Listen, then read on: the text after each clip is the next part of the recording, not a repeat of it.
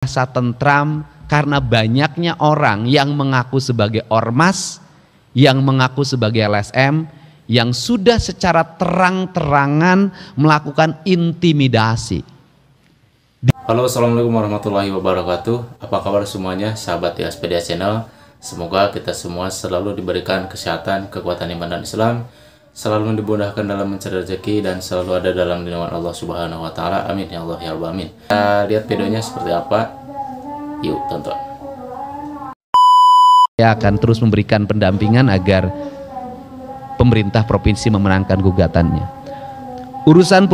Kemudian urusan ketentraman, ketertiban umum dan pelindungan masyarakat ditunjukkan melalui indeks ketentraman dan ketertiban sebesar 100 poin, indeks ketahanan daerah sebesar 0,72 poin. Hal yang hari ini menonjol adalah orang tidak merasa tentram karena banyaknya orang yang mengaku sebagai ormas, yang mengaku sebagai LSM, yang sudah secara terang-terangan melakukan intimidasi. Di kota Bekasi kemarin ada security yang diintimidasi. Di Kabupaten Bekasi salah satu ormas menaburkan sampah di depan kantor dinas kesehatan walaupun sudah minta maaf. Tadi malam Satuan Serse Polres Subang menangkap 6 orang yang melakukan pemerasan di kawasan industri Surya Cipta, yang di situ ada perusahaan mobil listrik BYD yang akan merekrut 16.000 tenaga kerja. Dan kemarin seluruh problemnya sudah selesai.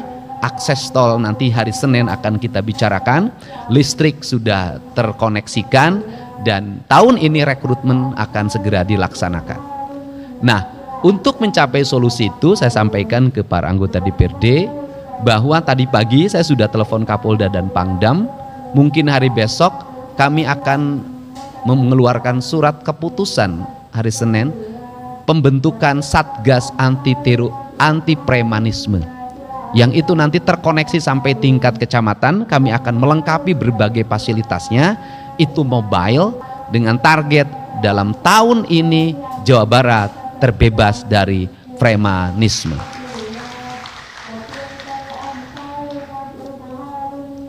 Urusan sosial, realisasi tahun 2024 ditunjukkan melalui indeks kesejahteraan sosial sebesar 44,57 poin. Urusan pemerintahan, nah ini urusan sosial, ada yang kasat mata di jalan-jalan menuju gedung DPRD ini, di perempatan-perempatan masih banyak orang yang minta-minta, orang yang ngamen. Saya sudah minta ke dinas sosial siapkan alokasi, mereka bawa problemnya apa, kalau memang kampungnya anterin ke kampungnya, kemudian cari solusinya. Kalau nggak berubah-berubah manusianya, kita tegas saja, tidak boleh lagi ada ngamen-ngamen di perempatan yang tidak jelas ngamennya. Ngamennya bukan berkesenian tapi hanya sekedar cari uang, yang ngelap-ngelap kaca, bawa anak-anak kecil untuk minta-minta.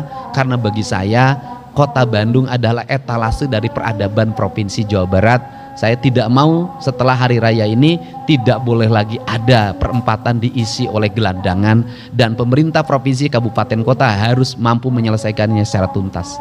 Ini komitmen saya. Kemudian urusan pemerintahan wajib non pelayanan dasar meliputi urusan tenaga kerja, ditunjukkan melalui persentase pencari kerja diberdayakan sebesar 76,61%. Tingkat pelindungan tenaga kerja sebesar 38,27%, masih rendah.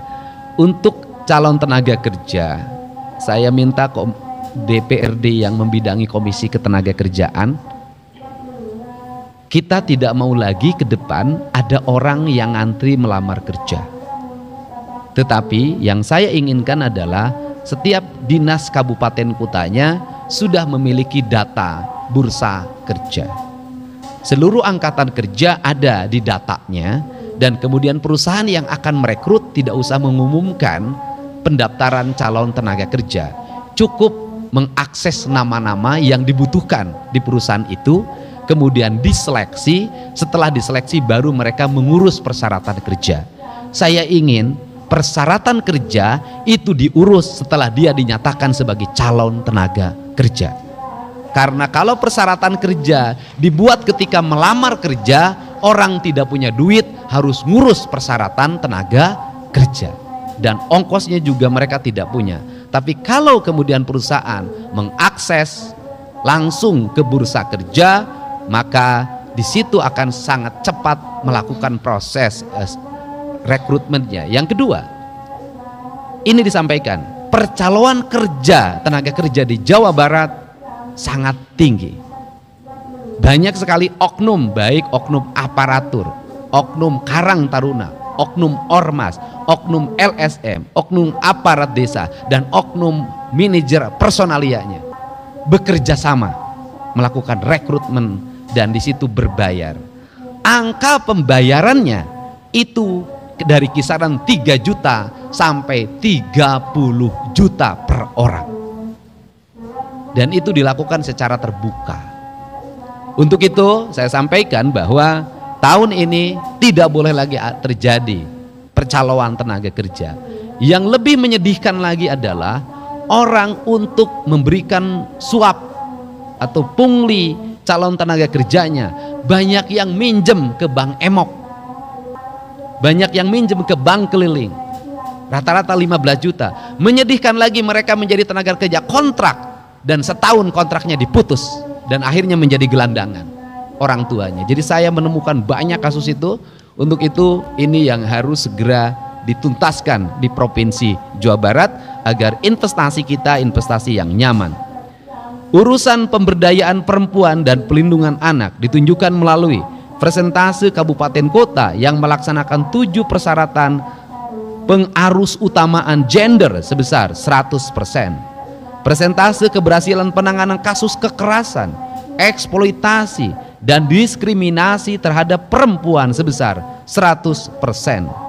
Tingkat penanganan kasus kekerasan, eksploitasi, dan diskriminasi atau KED terhadap anak sebesar 100%. Persentase kabupaten kota yang menerapkan klaster kabupaten kota yang layak anak sebesar 100%. Urusan pangan ditunjukkan melalui skor pola pangan harapan atau SPPH, tingkat ketersediaan pangan sebesar 95,37 poin. Tingkat konsumsi pangan yang terdiri dari konsumsi energi sebesar 2.069,9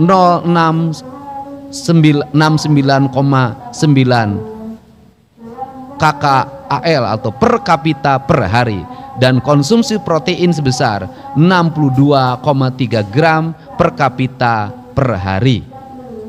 Urusan pertanahan ditunjukkan melalui tingkat tertib tata kelola pertanahan. Nah, ini di sektor pertanahan ini masih menurut saya masih terjadi problem. Itu bisa ditunjukkan banyaknya daerah aliran sungai yang itu sebenarnya tidak bisa dialih fungsikan dan dirubah kepemilikannya, itu banyak berubah bersertifikat. Problemnya cuma satu, biasanya ATR BPN memproses pengajuan pengsertifikatan ketika pihak desa dan kelurahan sudah memberikan keterangan riwayat tanahnya, dan biasanya bermasalah. Nah, itulah videonya. Bagaimana tanggapan teman-teman semuanya terkait perkataan dari Kang Deddy Mulyadi ini? Terima kasih telah menonton. Sampai jumpa lagi di video selanjutnya. Wassalamualaikum warahmatullahi wabarakatuh.